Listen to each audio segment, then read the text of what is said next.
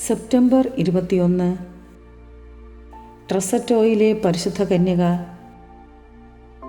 പാതുവ വോൺസോയിലെ തൻ്റെ വീട്ടിലേക്ക് പോകുകയായിരുന്ന ജോവാനി സെലോ എന്ന വഞ്ചിക്കാരന് 1468 സെപ്റ്റംബർ 21 പരിശുദ്ധ കന്യക പ്രത്യക്ഷപ്പെട്ടു.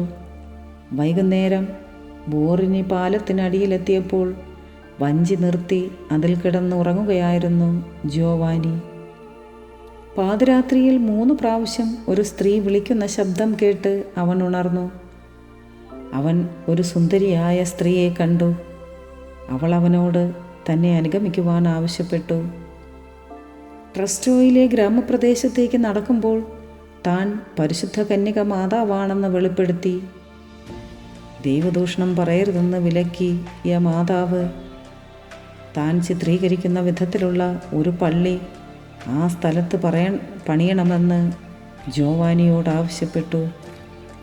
ഈ ദർശനം മറ്റുള്ളവർ സ്ഥിരീകരിക്കുന്നതിന് വേണ്ടി മാതാവ് ഒരു കത്തി ജോവാനിക്ക് കൊടുത്തു. അത് നിലത്ത് കുത്തിയപ്പോൾ തറയിൽ നിന്നും രക്തപ്രവാഹമുണ്ടായി.